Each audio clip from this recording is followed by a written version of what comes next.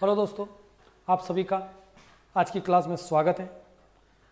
तो दोस्तों, अभी तक अपन पढ़ चुके थे प्रजामंडल के अंतर्गत, प्रजामंडल का टॉपिक चल रहा था और प्रजामंडल के अंतर्गत अपना मारवाड़ प्रजामंडल भी हो चुका था। उसके बाद में अपना धौलपुर प्रजामंडल अपनों पढ़ लिया था।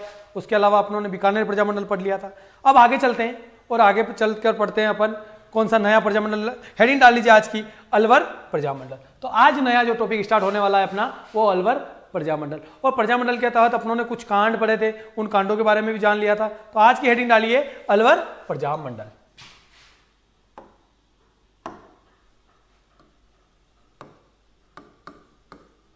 अलवर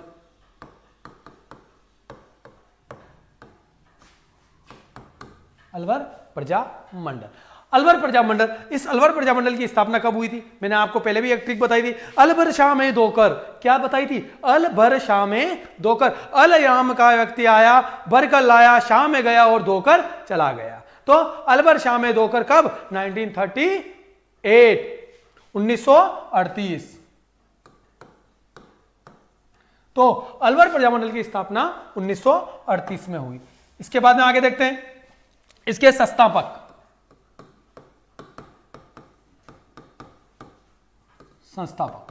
तो इसके अलवर प्रजामंडल के संस्थापक कौन थे? तो इसके नाम याद रखना आपको, हरिनारायण शर्मा। हरिनारायण शर्मा जो क्या थे इसके, इस प्रजामंडल के अध्यक्ष, इस प्रजामंडल के अध्यक्ष। दूसरे व्यक्ति थे आपके कुंज बिहारी मोदी।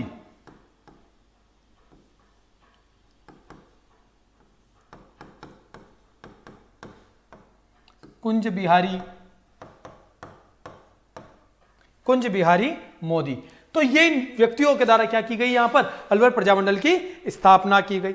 अब यहां पर आपसे अगर पूछ लिया जाए कि अलवर के अंतर्गत, अलवर प्रजामंडल के अंतर्गत, अलवर प्रजामंडल से पहले यहां पर जन जागृति पैदा करने का कार्य किसने किया? तो आपके हरिनारायण शर्मा जो थे, इन्होंने क्या कार्य किया यहां पर? जन जागृति पैदा, याद रखना, जन जागृति पैदा, जन जागृति पैदा करने का कार्य किसने किया? हरिनारायण शर्मा के द्वारा, जो इस प्रजामंडल के क्या थे? अध्यक्ष थे।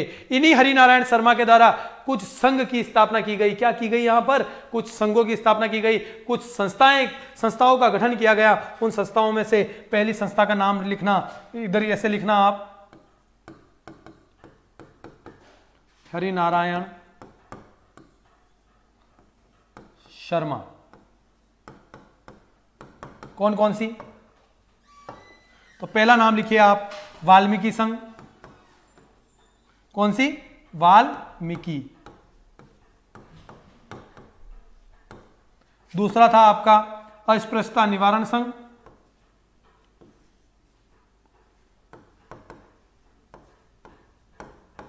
अस्पृश्यता निवारण संघ। तीसरा था आपका कौन सा?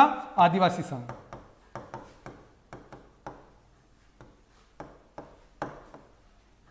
यानी जन जागृति पैदा करने का काम भी हरिनारायण शर्मा ने किया था। और किन संस्थाओं के माध्यम से? वाल्मीकि संघ, अस्पृश्यता निवारण संघ और आदिवासी संघ। डायरेक्ट प्रश्न पूछा जाएगा, निम्न में से हरिनारायण शर्मा के द्वारा स्थापित संस्था नहीं थी तो इनमें से तीन ये दे दिए जाएंगे और एक अलग दे दिया जाएगा। तो इन तीनों को आप याद कर लेना। आजकल के नया प्रश्न जो बनता है वो इन्हीं से आएगा। आपका नई चीजें यहां से ही, आपको बहुत सारी मैं नई चीजें देने वाला हूं। और आप YouTube पे आज भी आप बहुत सारी जगह क्लासें लेते होंगे, लेकिन कहीं पर भी आपकी पूरे सब्जेक्ट की क्लासें नहीं मिलती है। लेकिन मैं आपको सारी क्लासें, यानी राजस्थान हिस्ट्री की जितनी भी क्लासें होती है वो सारी क्लासें और आपका जितना भी सिलेबस होता है वो पूरा कवर करवा के आपको दूंगा। तो आप थोड़ा सा ध्यान रखकर और अधिक से अधिक हमारे चैनल को शेयर करके और उनको कमेंट्स करके हमें और लाइक करके हमारे अधिक से अधिक व्यू कीजिएगा, जिससे कि ये जरूरतमंद जो बच्चे हैं उनके पास हमारी क्लास पहुंच पाए। तो आ जाइए बच्चों, देखते हैं। तो ये हो गया आपका अलवर प्रजामंडल के बारे में थोड़ी मुख्य जानकारी। तो ये संघ हो गए। अब होता क्या है यहां पर, इसके बारे में। अब प्रजामंडल का जो पंजीकरण, यानी कोई भी प्रजामंडल अगर बन रहा है तो उसका पंजीकरण जो होगा वो पंजीकरण कब होता है? तो इस अलवर प्रजामंडल का जो पंजीकरण होता है, क्या पंजीकरण, आपसे पूछा तो नहीं जाएगा, लेकिन फिर भी याद रख लीजिएगा। इसका पंजीकरण होता है आपका 1948 में। कब होता है? 1948 में इसका पंजीकरण होता है। अब आती है इस प्रजामंडल का प्रथम अधिवेशन।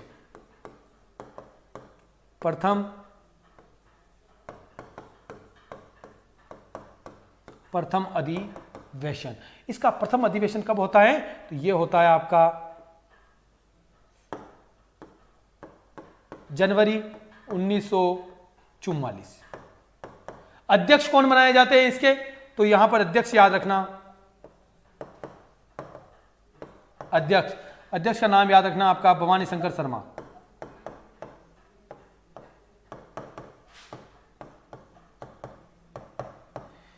प्रथम अधिवेशन होता है जनवरी 1946 में और इसके अध्यक्ष बनाए जाते हैं भवानी शंकर शर्मा। और अलवर प्रजामंडल ने भारत छोड़ो आंदोलन में दो प्रजामंडल हो गए, एक तो जयपुर प्रजामंडल और साथ में इस अलवर प्रजामंडल ने भी भारत छोड़ो आंदोलन में भाग नहीं लिया था। डायरेक्ट अगर प्रश्न पूछा जाएगा एग्जाम के अंदर कि राजस्थान के प्रजामंडलों में से ऐसी कौन सी रियासतें थी या कौन से प्रजामंडल थे जिनके द्वारा भारत छोड़ो आंदोलन में गांधी जी का जो भारत छोड़ो आंदोलन जब प्रारंभ हुआ था उस भारत छोड़ो आंदोलन में भाग नहीं लिया गया, तो एक तो जयपुर और एक अलवर। तो इसने किसमें भाग नहीं लिया? भारत छोड़ो आंदोलन में। तो दोस्तों यह होता है आपका अलवर प्रजामंडल, तो नोट कर लीजिए इसको। तो आ जाइए दोस्तों, आगे देखते हैं नया। तो अलवर प्रजामंडल यहां पर समाप्त होता है, इसके बाद में अपन नोट करेंगे। नोट कीजिएगा भरतपुर प्रजामंडल। अगला हेडिंग डाल दीजिए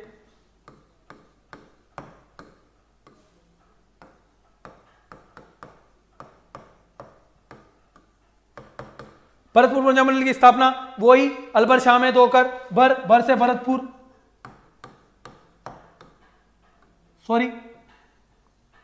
भरतपुर कब होती है? इसकी भी 1938 ईस्वी में।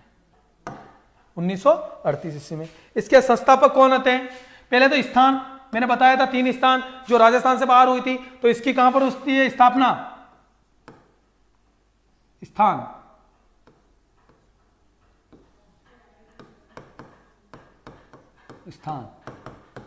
तो रेवाड़ी हरियाणा, में।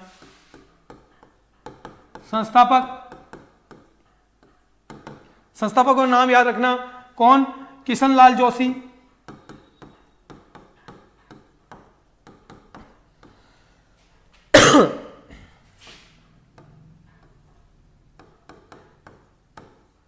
किशनलाल जोशी। दूसरे थे आपके जुगल किशोर चतुर्वेदी।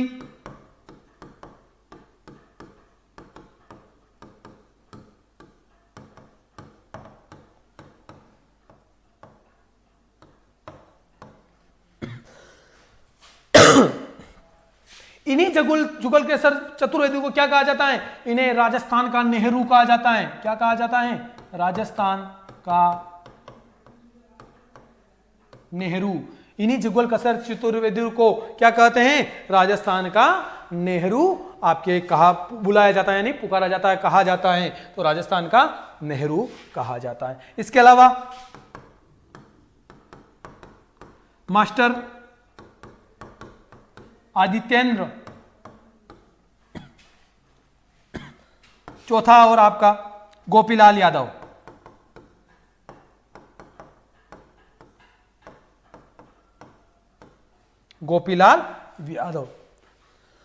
तो ये इसके क्या थे? संस्थापक थे। इसके बाद में इसका अलग से अगर आपसे पूछ लिया जाता है कि इस प्रजामंडल का पंजीकरण कब होता है, तो याद रखना पंजीकरण, इसका जो पंजीकरण होता है वो 25 अक्टूबर 1939।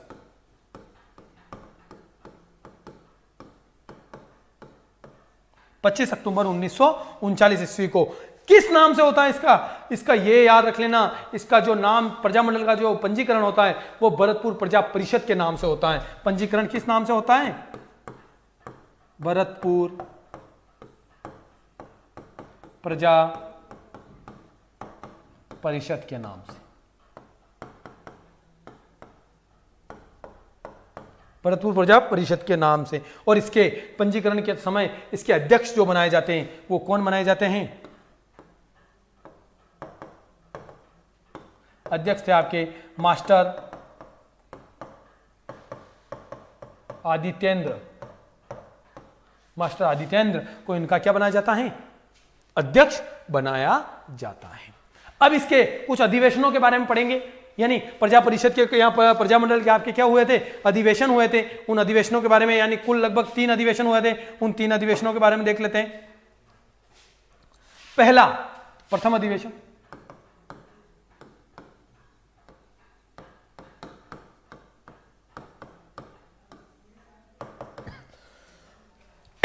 प्रथम अधिवेशन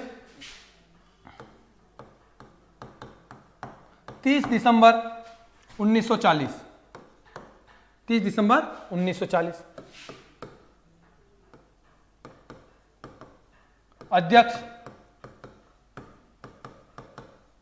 जय नारायण व्यास। दूसरा अधिवेशन,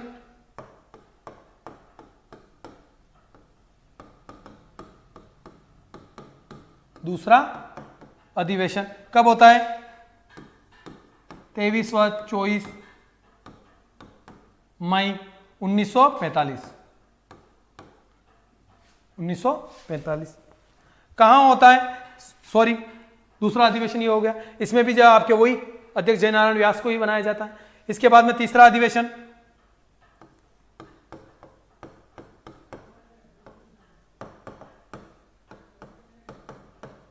तीसरा अधिवेशन कब होता है?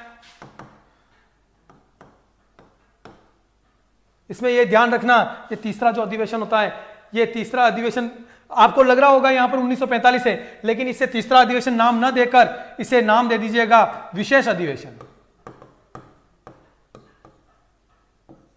विशेष अधिवेशन, यानी ये विशेष अधिवेशन था जो 1941 में हुआ। और इसके अध्यक्ष कौन बने? इसके अध्यक्ष बने थे आपके हीरालाल शास्त्री। जो आपके हीरालाल शास्त्री जी थे वो इन्होंने क्या की थी? इसकी अध्यक्षता की थी। अब इन अधिवेशनों के बाद में यहां पर क्या होता है? यहां पर कुछ संस्थाओं का गठन होता है। उन संस्थाओं के नाम लिख लीजिए जिनके तहत ये प्रजामंडल आगे बढ़ा था। तो पहला याद रखना, कुछ कानून थे, जाब्ता, फौजदारी,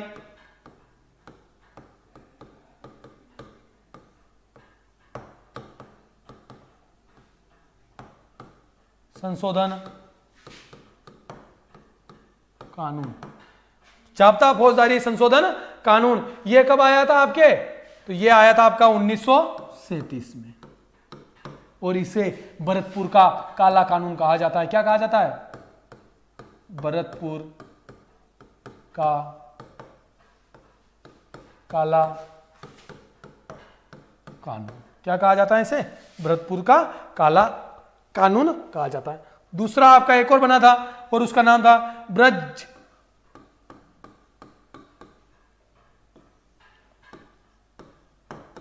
ब्रज जया प्रतिनिधि। दोस्तों आपको लग रहा होगा मैं बहुत ज्यादा डीपली बता रहा हूं, लेकिन आजकल प्रश्न जो आता है वो यहीं से आता है, यहीं से आपको पढ़ना पड़ेगा, यहीं से एग्जाम के अंदर पूछा जाएगा कि ब्रज जया प्रतिनिधि सभा का गठन कब हुआ, इसके अध्यक्ष कौन थे, यह डायरेक्ट पूछ लिया जाएगा।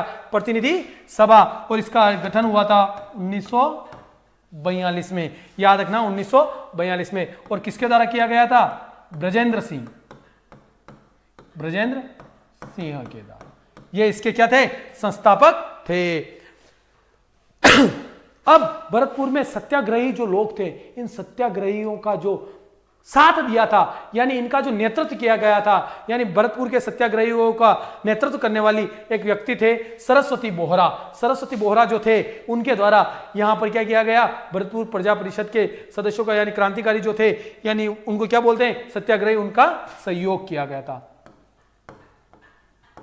भरतपुर के सत्याग्रहियों का नेतृत्व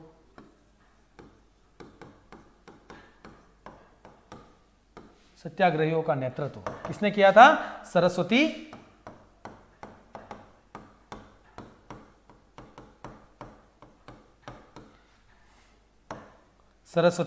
बोहरा।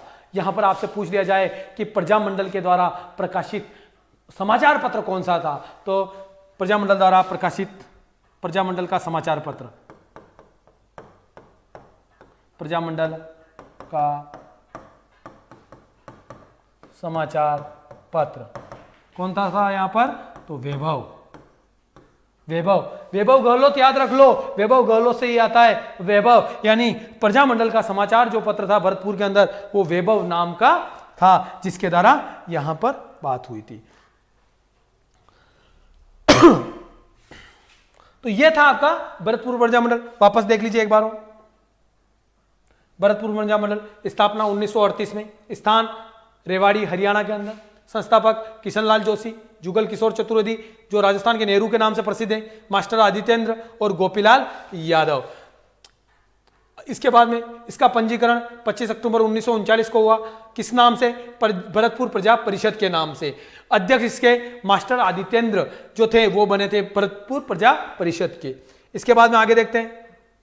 प्रथम अधिवेशन 30 दिसंबर 1940, अध्यक्ष जय नारायण व्यास। दूसरा अधिवेशन 23 या 24 मई 1945, अधिवेशन 1941 में। विशेष अधिवेशन जो था वो 1941 में, अध्यक्ष हीरालाल शास्त्री बने थे। इससे आगे यहां पर दो संगठनों का गठन किया गया। जाब्ता फौजदारी संशोधन कानून 1937 जिसका भरतपुर का काला कानून कहा जाता है, यानी ये कानून था जो यहां पर इसे भरतपुर का काला कानून कहा गया। ब्रज जया प्रतिनिधि सभा 1942 किसके द्वारा गठन किया गया? ब्रजेंद्र सिंह जी के द्वारा। और भरतपुर के सत्याग्रहियों का नेतृत्व सरस्वती बोहरा ने किया। और प्रजामंडल का समाचार पत्र था यहां से जो प्रकाशित होता था, जिसमें भरतपुर प्रजामंडल की घटनाएं प्रकाशित होती थी, वो था वैभव। तो ये हो गया आपका भरतपुर प्रजामंडल भी समाप्त। तो आगे आ जाइए दोस्तों, देखते हैं। अब अगला हेडिंग डालिए आप, शाहपुरा प्रजामंडल। तो अगला हेडिंग क्या है आपका?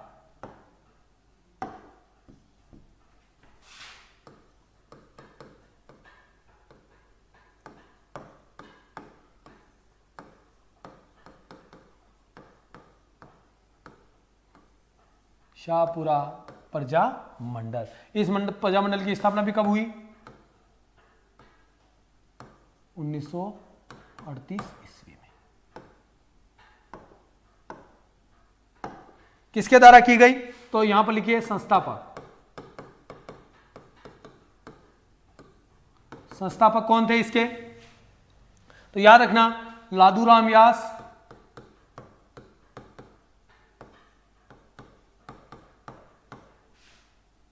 दूसरे व्यक्ति एक और थे आपके रमेश चंद्र ओझा, रमेश चंद्र ओझा। तीसरा था आपका अभय सिंह।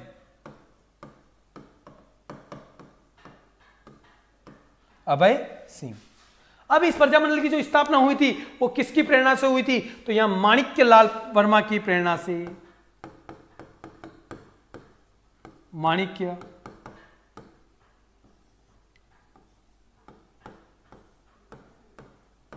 वर्मा की प्रेरणा से इस प्रजामंडल की क्या हुई? स्थापना हुई। और सबसे पहले उत्तरदायी शासन की स्थापना भी इसी प्रजामंडल के अंतर्गत हुई। आपसे पूछ लिया जाता है सर्वप्रथम उत्तरदायी शासन की स्थापना किस प्रजामंडल के प्रजामंडल में हुई? तो शाहपुरा। तो लिख दो यहां पर, शाहपुरा में सबसे पहले उत्तरदायी सरकार स्थापना हुई। और समय भी पूछ ले तो याद रखना 1947 ईस्वी में। क्यों? क्योंकि यहाँ के जो शासक थे राजा सुदर्शन देव, उनके द्वारा उन्होंने खुद ने इस मंत्रिमंडल के अंदर यानी प्रजामंडल के अंदर क्या लिया था? भाग लिया था। और वो यहाँ के राजा थे। वो खुद इसके सदस्य बने। इसके अलावा यहाँ के प्रधानमंत्री तो लिख लीजिए राजा, यहाँ के राजा कौन थे?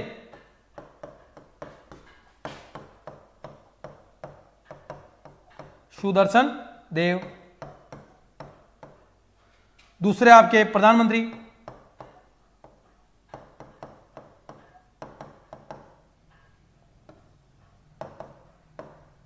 कौन थे? गोकुललाल असावा।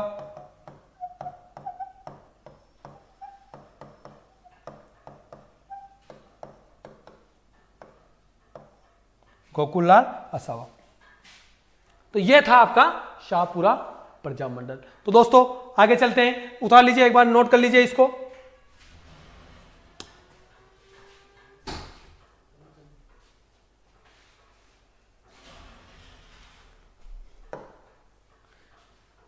तो दोस्तों ये तो था अपना शाहपुरा प्रजामंडल। तो ये हो गया अपना शाहपुरा प्रजामंडल। अब आ जाइए अगला प्रजामंडल अपन पढ़ते हैं, मेवाड़ प्रजामंडल। तो हेडिंग डाल दीजिए मेवाड़ प्रजामंडल।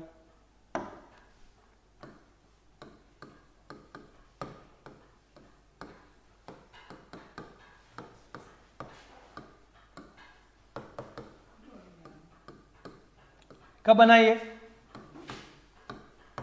1938 ईस्वी के अंदर बना, 1938 में।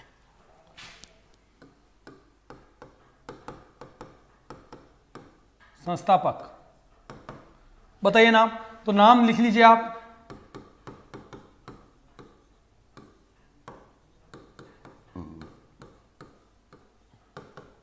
माणिक्यलाल वर्मा।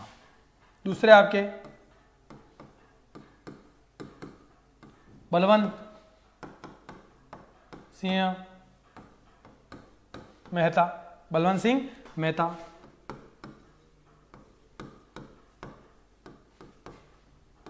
भूरेलाल बयां, भूरेलाल बयां। चौथे एक और नाम लिख लीजिए,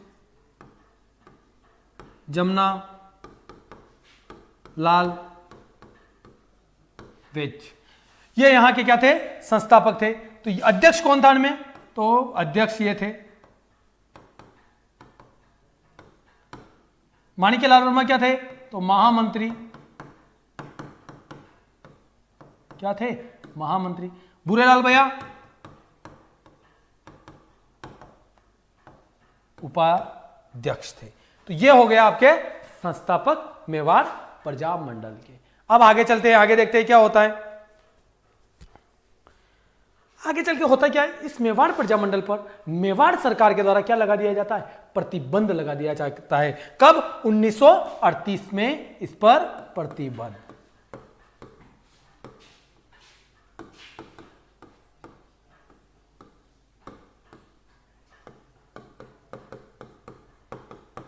प्रतिबंध लगा दिया गया। तो 1938 में क्या हो गया? यहां पर मेवाड़ प्रजामंडल पर प्रतिबंध लग गया। दूसरी बात, आपके उपाध्यक्ष जो भूरेलाल भैया थे, इनको क्या कर लिया गया? गिरफ्तार। गिरफ्तार क्या कर लिया गया? गिरफ्तार कर लिया गया। किसको? भूरेलाल भैया को। और गिरफ्तार करके इन्हें कहां डाल दिया गया? इनको गिरफ्तार करके कहां ले जाया गया? सराड़ा, सराड़ा के किले में। कहां ले जाया गया? सराड़ा के किले में। और इसी सराड़ा के किले को मेवाड़ का क्या कहा जाता है? मेवाड़ का काला पानी। क्या कहते हैं इसको? सराड़ा के किले को ही, किसी को भी अगर काला पानी की मेवाड़ में अगर सजा देनी होती थी तो सराड़ा के किले में डाल दिया जाता था, जिसे क्या कहते थे? मेवाड़ का काला पानी। काला पानी की सजा जो होती है वो, तो मेवाड़ का काला पानी कहा गया।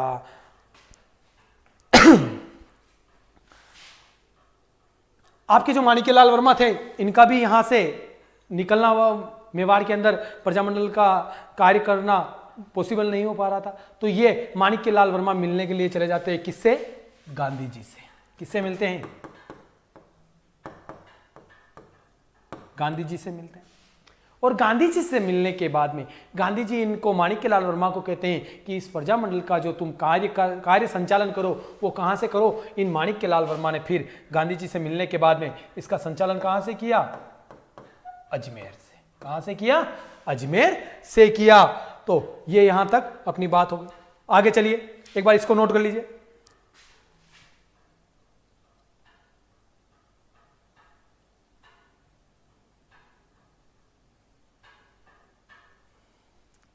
आ जाइए आगे। 1939 में क्या होता है? 1939 में मेवाड़ में सत्याग्रह प्रारंभ करने का बात चलती है। और वो सत्याग्रह जो प्रारंभ होता है, यानी मेवाड़ में सत्याग्रह प्रारंभ करने का जो कार्य होता है वो होता है दशहरे के दिन। तो दशहरे के दिन क्या होता है?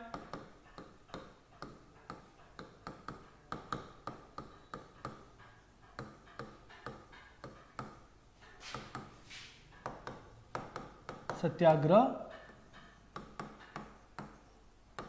और इस सत्याग्रह के प्रथम जो सत्याग्रही माने जाते हैं वो कौन माने जाते हैं? कौन प्रथम सत्याग्रही?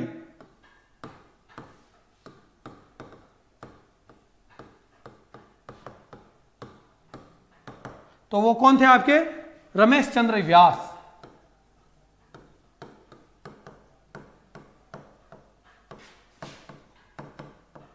अगर पूछ लिया जाता है कहां से थे ये, तो ये थे आपके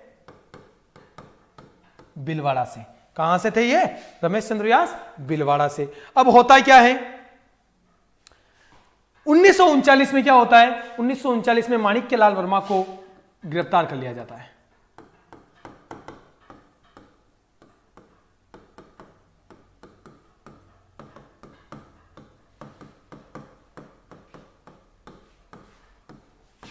कब? 1939 से। और इन्हें जो गिरफ्तार किया जाता है वो कहां से किया जाता है? ऊंजा गांव। ये कहां है? देवली टोंक। देवली टोंक से इनको माणिक्यलाल वर्मा को 1939 में ऊंजा गांव देवली से क्या कर लिया जाता है? टोंक से गिरफ्तार कर लिया जाता है। और गिरफ्तार करके इन्हें कहां डाल दिया जाता है? इन्हें गिरफ्तार करके कुंभलगढ़ के किले में। कुंभलगढ़ के किले में इनकी गिरफ्तारी के विरोध में, किनकी? माणिक्यलाल वर्मा की गिरफ्तारी के विरोध में कितने लोग? 250 व्यक्ति। 250 व्यक्ति क्या करते हैं? सत्याग्रह करते हैं। किसके विरोध में? माणिक्यलाल वर्मा की गिरफ्तारी के विरोध में 250 व्यक्ति क्या कर देते हैं? यहां पर सत्याग्रह कर देते हैं। तो यह बात हो गई इसकी, इनके बारे में जानकारी। अब आगे चलते हैं। तो आपके मेवाड़ प्रजामंडल, मेवाड़ के जो शासक थे, मेवाड़ के शासक के प्रधानमंत्री होते हैं कौन? टी राघवाचारी। कौन? मेवाड़ के प्रधानमंत्री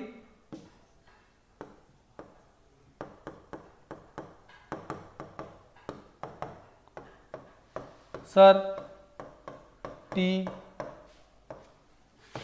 राघवाचारी। ये क्या कर देते हैं? इस प्रजामंडल से क्या कर देते थे? प्रतिबंध हटा देते हैं।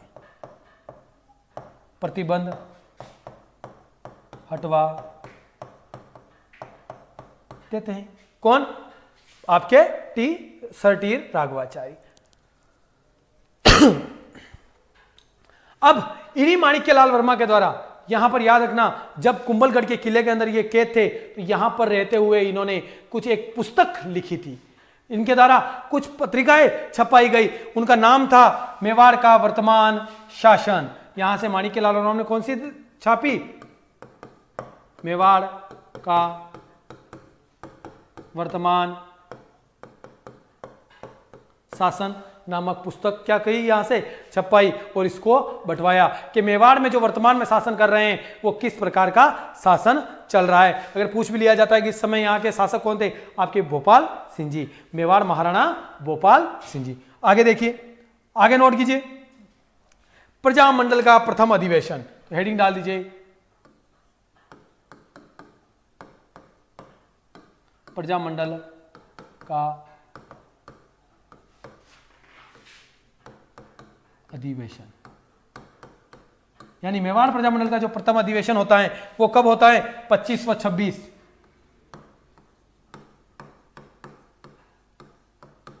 25 व 26 नवंबर, डेट 1941। कहां पर होता है? तो उदयपुर में शाहपुरा की हवेली है।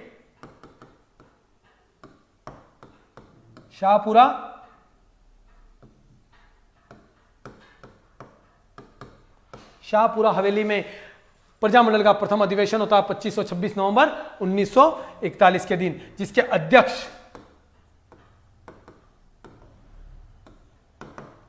अध्यक्ष कौन बनते हैं आपके? माणिक्यलाल वर्मा।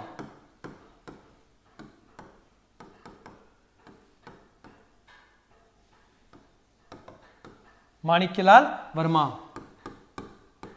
उद्घाटन कौन करते हैं? तो यहां पर उद्घाटन लिख लेना। उद्घाटन किया जाता है आपका JB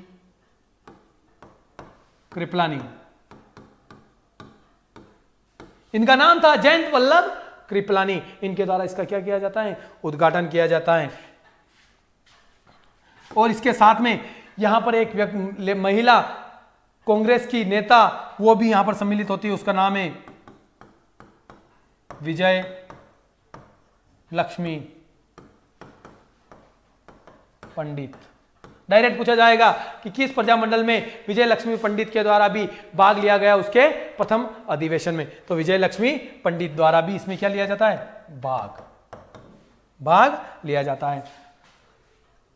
अब जैसे ही गांधी जी का भारत छोड़ो आंदोलन प्रारंभ होता है, उस समय माणिक्यलाल वर्मा को गिरफ्तार करके रखा गया होता है। तो उस समय भारत छोड़ो आंदोलन के दौरान माणिक्यलाल वर्मा की पत्नी होती हैं कौन? नारायणी देवी वर्मा। नारायणी देवी वर्मा ये क्या गई थी? भारत छोड़ो आंदोलन के दौरान गिरफ्तार हुई, यानी भारत छोड़ो जब आंदोलन हुआ तो ये भी यहां पर गिरफ्तार हुई। इसके अलावा और आगे देखते हैं अपन, आगे नोट कीजिए इसको एक बार, फिर आगे देखते हैं।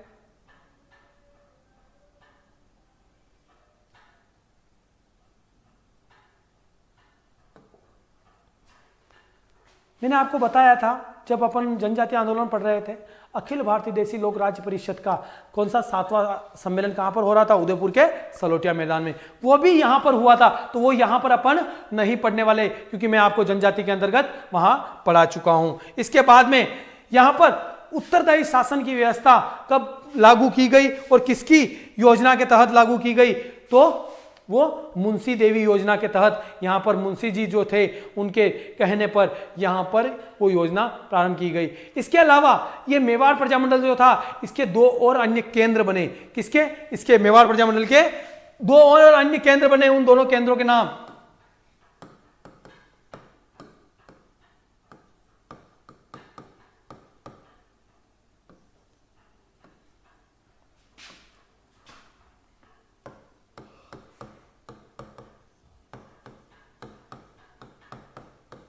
देखो, 2 केंद्र तो हो चुके हैं, एक उदयपुर केंद्र था, एक अजमेर था। इसके अलावा 2 केंद्र और बनते हैं। पहला केंद्र आपका याद रखना भीलवाड़ा,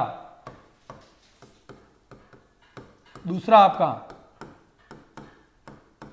नाथ द्वारा। ये इसके क्या हो गए? 2 केंद्र हो गए। तो ये बात हो गई अपनी मेवाड़ प्रजामंडल से संबंधित। तो दोस्तों, आप सभी को आज की क्लास कैसी लगी आप मुझे कमेंट्स करके जरूर बताइएगा। धन्यवाद, शुक्रिया।